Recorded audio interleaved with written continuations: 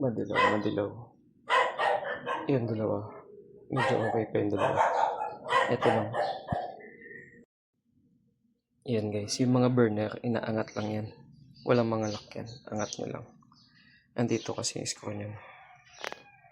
Yan. Tatanggalin natin lahat yan. Bali 8.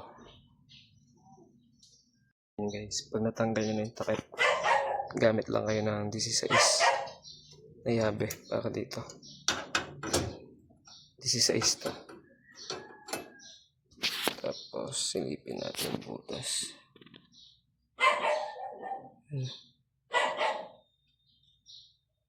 May nalaglag na kalawang.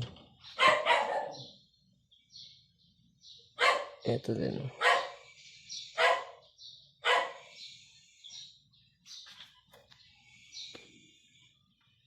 Tanggalin natin.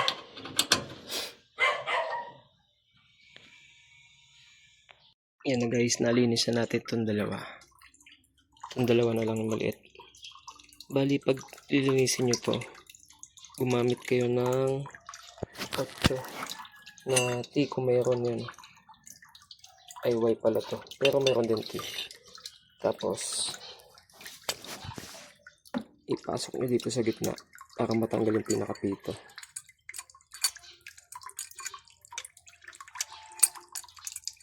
Counterclockwise lang. Ayan, tanggal yata. Hindi pa.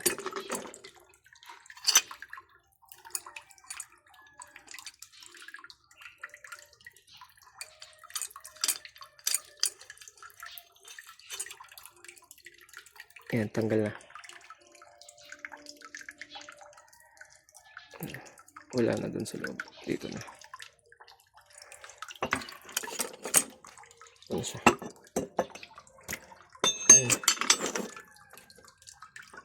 Ayan. Dumi na.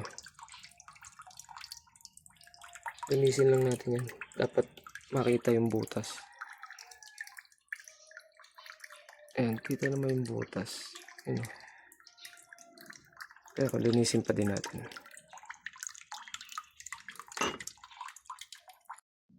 Yan na, okay na.